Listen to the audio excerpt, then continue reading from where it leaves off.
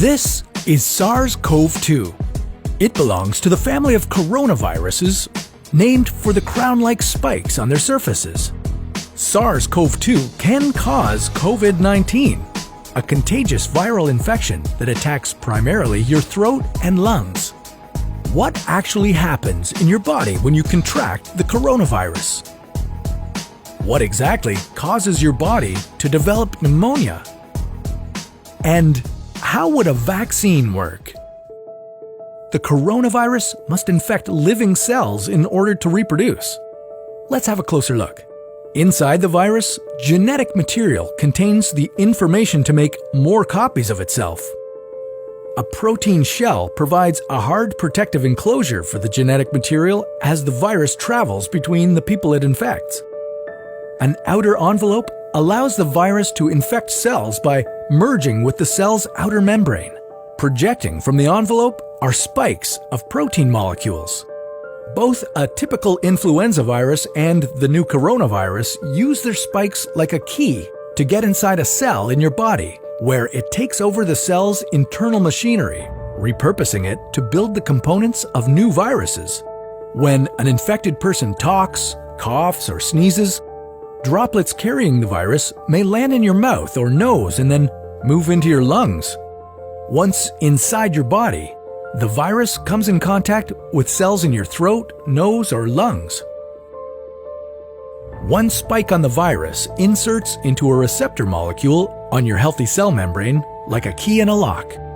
This action allows the virus to get inside your cell. Next, the virus travels inside a sac made from your cell membrane to your cell's nucleus. That's where your cell houses all its genetic material.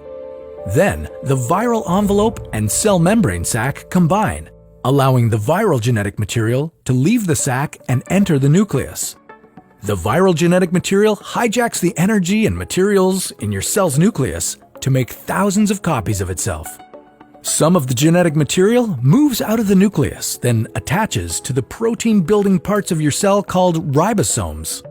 These then use information from the genetic material to make other viral proteins, such as the spike protein.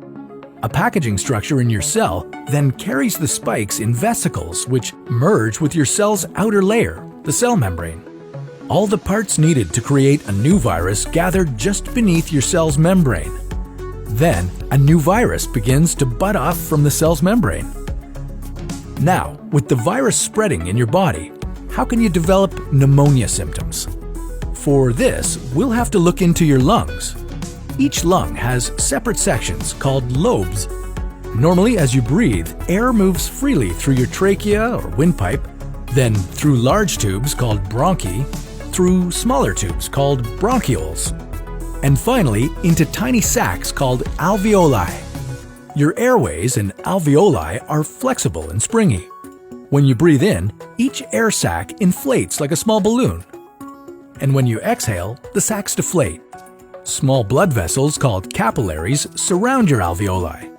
Oxygen from the air you breathe passes into your capillaries, and then carbon dioxide from your body passes out of your capillaries into your alveoli so that your lungs can get rid of it when you exhale.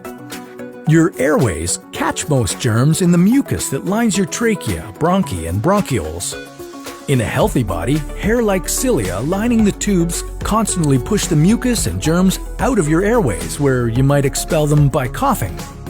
Normally, cells of your immune system attack viruses and germs that make it past your mucus and cilia and enter your alveoli.